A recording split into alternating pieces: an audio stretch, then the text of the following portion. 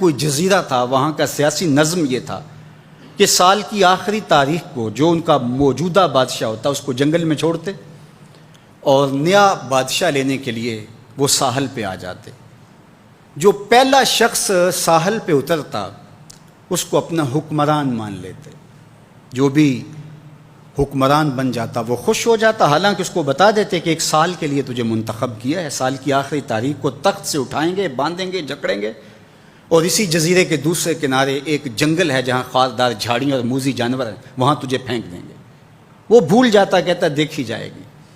اور سال کی آخری تاریخ جب وہ رسیاں اور زنجیریں لے کے آتے تو وہ پریشان ہو جاتا کہ آنکھ جھپکنے میں سال گزر گیا، پتہ ہی نہیں چلا۔ پھر روتا ہوا چیختا ہوا اس جنگل میں جاتا اور لوگ اس کو چھوڑ کے آ جاتے اور درندوں کا رزق بن جاتا۔ اور جو بھی آتا اس نے کبھی انکار نہیں کیا تھا۔ پہلی بار ایسا ہوا کہ جس شخص کو انہوں نے ہار ڈالے، گارڈ آف آنر دیا، تعظیم تکریم دی، سیلوٹ کیا، اس نے کہا یہ سب کیا ہے؟ کہا کہ آج کے بعد تو ہمارا حکمران ہے۔ کہا میں تو امور سلطنت نہیں جانتا، میں تو تاجر آدمی ہوں، چیزیں بیچنے آیا ہوں۔ کہا کہ ہمارا اصول یہی ہے کہ سال کی پہلی تاریخ کو پہلا شخص جو جزیرے پہ قدم رکھتا ہے وہ ہمارا حکمران ہوتا ہے۔ اس نے کہا میں تو امور سلطنت کو نہیں جانتا، تو یہ کس طرح ذمہ داری قبول کر سکتا ہوں؟ انہوں نے کہا کہ تمہیں کرنا ہوگی، اس کے علاوہ کوئی راستہ نہیں ہے، ہمارا یہ قانون ہے، ضابطہ ہے۔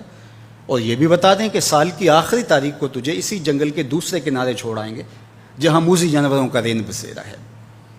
تو اس نے کہا اگر انجام اتنا دردناک اور خطرناک ہے پھر تو میں بالکل جانے کے لیے تیار نہیں ہوں۔ تو انہوں نے کہا تو چاہے نہ چاہے باندھ کے بھی تخت پہ بٹھانا پڑا تمہیں بٹھائیں گے۔ اس نے کہا اچھا مجھے یہ بتاؤ کہ سال بعد میری بات مانو گے یا نہیں؟ انہوں نے کہا کہ ہاں، قانون میں تو ترمیم نہیں کر پائے گا، لیکن یہ ہوگا کہ تیرے انتظامی حکم ہم ماننے پہ مجبور ہوں گے۔ اس نے کہا ٹھیک ہے، میں تمہارا حکمران بننے کے لیے تیار ہوں۔ رومی بولتے ہیں کہ جب بھی کوئی شخص تخت نشین